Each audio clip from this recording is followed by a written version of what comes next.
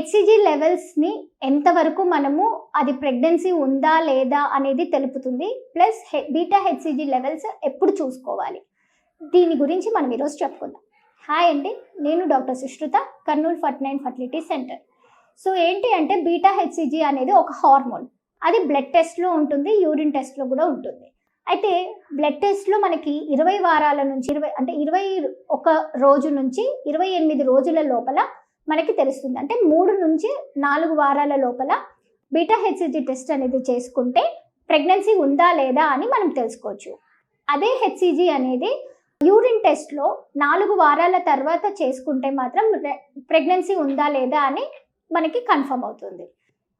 ఈ beta HCG value ఎంత ఉంటే ప్రెగ్నెన్సీ కన్ఫర్మ్ అని తెలుసుకోవాలి అని అంటే 4 వారాలకి 5 నుంచి 500 లోపల ఉంది అంటే కనుక ప్రెగ్నెన్సీ కన్ఫర్మ్ అని చెప్పుకోవచ్చు. సో సింగిల్ ప్రెగ్నెన్సీ ఉందా లేదా అనేది తెలుస్తుంది.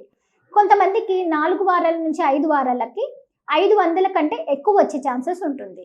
సో 500 కంటే ఎక్కువ ఛాన్సెస్ ఉంది అని అంటే కన్ఫర్మ్గా ప్రెగ్నెన్సీ ఉన్నట్టే, లేదా ట్విన్ జెస్టేషన్ ఉండే ఛాన్సెస్ ఉంటుంది. కొంతమందికి ఏంటంటే 5 కంటే తక్కువ ఉంటే ప్రెగ్నెన్సీ నెగటివ్. ఈ 5 నుంచి 400 500 ఉన్న వాళ్ళకి ఒక్కొక్కసారి ఏమవుతుందంటే ఆ ప్రెగ్నెన్సీ ఫాల్స్ పాజిటివ్ అన్నా రావచ్చు, లేదంటే ఎక్టోపిక్ ప్రెగ్నెన్సీని కూడా మనకి ఒకటి తెలిసే ఛాన్సెస్ ఉంటాయన్నమాట. సో వాల్యూ ఇప్పుడు సపోజ్ ఈ రోజు చెక్ చేసుకుంటే అది 300 లోపల వచ్చింది అని అంటే కరెక్ట్గా 48 అవర్స్ తర్వాత మళ్ళీ రిపీట్ బీటా హెచ్సిజీ చెక్ చేసుకోవాలి. సో అలా బీటా హెచ్సిజీ ఇంక్రీజ్ అయ్యింది, డబలింగ్ ఉంది అంటే 300 ఈ రోజు వచ్చినది 900 లేకపోతే 700 అబోవ్ వచ్చింది అని అంటే కనుక ప్రెగ్నెన్సీ బాగా కన్ఫర్మ్ అయ్యిందనే అర్థం అనమాట. సో ఇలాంటివి బ్లడ్ టెస్ట్లు చెక్ చేసుకొని డాక్టర్ కన్సల్టేషన్ తీసుకొని మనము నెక్స్ట్ బ్లడ్ టెస్ట్ ఎప్పుడు చెక్ చేసుకోవాలి, అది ప్రెగ్నెన్సీని కన్ఫర్మ్ చేస్తుందా లేదా అని తెలుసుకొని మనం ముందుకెళ్ళాలి. సో ఈ యూరిన్ టెస్ట్లలో ఏమవుతుంది అని అంటే 4 వారాల తర్వాతనే మనకి ప్రెగ్నెన్సీ అనేది కన్ఫర్మ్ అవుతుంది.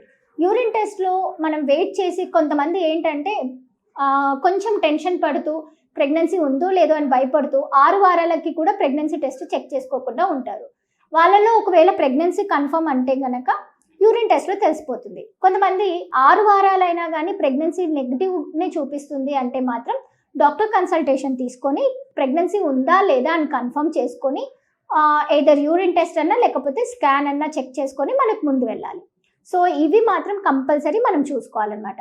సో బీటా హెచ్సిజీ వాల్యూ గురించి చెప్పుకోవాలి అని అనుకుంటే 5 కంటే తక్కువ ఉంది అంటే గనక అది నెగటివ్.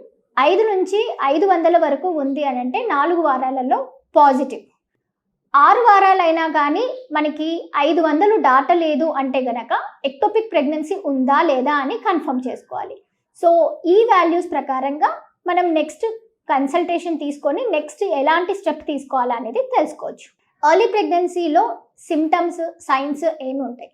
సో మామూలుగా ఏంటి అంటే లాస్ట్ పీరియడ్ ఎప్పుడు వచ్చిందో దానికి 4 వారాల తర్వాత ప్రెగ్నెన్సీ అనేది కన్ఫర్మ్ అవుతుంది, అది యూరిన్ టెస్ట్లో. అదే మనకి బ్లడ్ టెస్ట్లో బీటా హెచ్సిజీ టెస్ట్లో మనకి 3 వారాలకి లేకపోతే 3.5 వారం అంటే 3 నుంచి 4 వారాల లోపల ప్రెగ్నెన్సీ అనేది కన్ఫర్మ్ అవుతుంది. కొంతమందికి ఏంటి అని అంటే ఎగ్ కొంచెం నిదానంగా 1-2 డేస్ లేట్గా ఫామ్ అయినప్పుడు, ఎంబ్రియో అనేది లోపల భార్యాభర్తలు కలిసిన తర్వాత లేట్గా ప్రెగ్నెన్సీ ఫామ్ అయినప్పుడు కొంచెం టెస్ట్ అనేది ఒక వారం తేడా డిఫరెన్స్లో తెలుస్తుంది. సో ప్రెగ్నెన్సీ పాజిటివ్ అవ్వంగానే అందరికీ సిమ్టమ్స్ అనేది ఉండవు. అంటే వాంతులు అవ్వడము, కళ్ళు తిరగడము అలాంటివన్నీ వెంటనే ఏమీ కనిపించవు. సో ఒక వారం తర్వాత కనిపించే ఛాన్సెస్ ఉంటాయి, కొంతమందికి ఒక నెల తర్వాత కనిపించే ఛాన్సెస్ ఉంటాయి, కొంతమందికి అసలు అలాంటి సిమ్టమ్సే ఏమీ ఉండవు. సో మోస్ట్లీ ఏంటి, ఫస్ట్ ప్రెగ్నెన్సీ కన్ఫర్మ్ అయిందా లేదా అని తెలుసుకోవాలి అని అంటే ఒకటి బీటా హెచ్సిజీ టెస్ట్ అంటే బ్లడ్ టెస్ట్ ద్వారా తెలుసుకోవచ్చు 4 వారాలకి, లేదా యూరిన్ టెస్ట్ అనేది ఒక 5 నుంచి 5.5 వారం లోపల కనుక్కొని యూరిన్లో ప్రెగ్నెన్సీ 2 లైన్స్ వచ్చాయా లేదా అని తెలుసుకునే అవకాశం ఉంటుందన్నమాట. సో మామూలుగా యూజువల్గా ఏమి చూస్తాం మనము అంటే వీళ్ళలో కొంచెం బీపీ డౌన్ ఉండడం వల్ల, హార్మోనల్ ఇంబ్యాలెన్సెస్ వల్ల కొంచెం ఏంటంటే కళ్ళు తిరుగుతున్నట్టు అనిపిస్తుంది, నాసియా అంటే వాంతికి వచ్చినట్టు లాగా అనిపిస్తుంది కానీ వాంతులు అయ్యే ఛాన్సెస్ ఉండదు. లేదా కొంతమందికి హై బీటా అంటే హెచ్సిజీ అనే హార్మోన్ ఎక్కువ ఉంటే కనుక వాంతులు అనేది ఎక్కువ ఉంటాయి. ఇంకోటి ఏంటంటే ట్విన్ జెస్టేషన్ అంటే ట్విన్స్ ప్రెగ్నెన్సీ ఉన్న వాళ్ళకి తొందరగా ఎక్కువ వాంతులు వచ్చే ఛాన్సెస్ ఎక్కువ ఉంటాయి అన్నమాట. సో ఇలాంటి సైన్స్ని చూసుకొని ప్రెగ్నెన్సీ ఉందా అని కనుక్కోవచ్చు. కొంతమందికి ప్రెగ్నెన్సీ కన్ఫర్మ్ అయిపోయిన తర్వాత ఒక 5 వారాల నుంచి కొంచెము బ్రెస్ట్ పెయిన్ రావడము, లేకపోతే కొంచెము బాడీ అనేది ఉబ్బిపోవడము అలాంటి కొంతమందికి తెలుస్తుంది, కానీ అందరికీ కాదు. సో మోస్ట్లీ చూడాల్సింది ఏంటి అని అంటే కడుపు నొప్పి అలాంటివి ఏమన్నా ఉన్నాయా అని చూసుకోవడము, లేదంటే మామూలుగా వాంతులు లాంటి ప్రాబ్లమ్స్ ఏమన్నా ఉన్నాయా అని తెలుసుకుని బ్లడ్ టెస్ట్ లేకపోతే యూరిన్ టెస్ట్ చెక్ చేసుకుంటే మాత్రం ఖచ్చితంగా మనకి ప్రెగ్నెన్సీ పాజిటివ్ ఉందా లేదా అనేది తెలుస్తుంది. ఏఐ ద్వారా వీరకణాల టెస్ట్. సో యాక్చువల్గా ఏంటి అంటే వీరకణాల టెస్ట్ నార్మల్గా టెస్ట్ చేసి మైక్రోస్కోప్లో మనుషులే సెలెక్ట్ చేస్తారు. అంటే ఫర్టిలిటీ సెంటర్స్లో ఎంబ్రియాలజిస్ట్లు, జూనియర్ ఎంబ్రియాలజిస్ట్లు అయినా సరే ఆండ్రాలజిస్ట్ వాళ్ళు ఒకసారి చెక్ చేస్తారనమాట. సో ప్రతి స్పర్మ్ని స్టడీ చేసే అవకాశం అనేది మైక్రోస్కోప్లో ఉండే ఛాన్సెస్ ఉంటుంది, ఎందుకంటే హైలీ క్వాలిఫైడ్ మైక్రోస్కోప్స్ యూస్ చేస్తారు కాబట్టి. అలానే ఏఐ ఆర్టిఫిషియల్ ఇంటెలిజెన్స్లో ఇంకా కొంచెం microscopy high quality microscopes use చేస్తారు. హై క్వాలిటీ కెమెరా ఫిక్సేషన్స్ ఉంటాయి. ప్లస్ ఏంటి అంటే మైక్రోస్కోప్ కంటే కూడా ఇంకా బాగా కనిపించే ఛాన్సెస్ ఎక్కువ ఉంటుంది. సో వాటి కదలికలతో పాటు మార్ఫాలజీని కూడా తెలుసుకునే ఛాన్సెస్ ఏఐ ద్వారా ఎక్కువ ఉంటుంది అన్నమాట.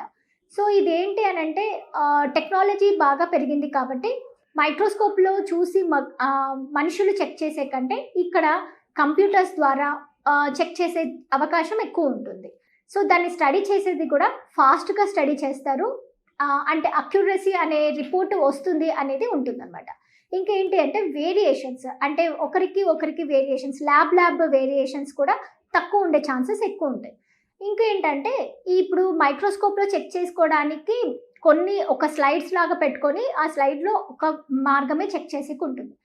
ఇంకేంటి అంటే ఈ ఏఐ ద్వారా అక్యురసీ అనేది ఎంతవరకు ఉందో దాని వేరియేషన్స్ కూడా చాలా తక్కువ ఉంటుంది, అంటే బయాస్ అనేది తక్కువ ఉంటాయి అన్నమాట.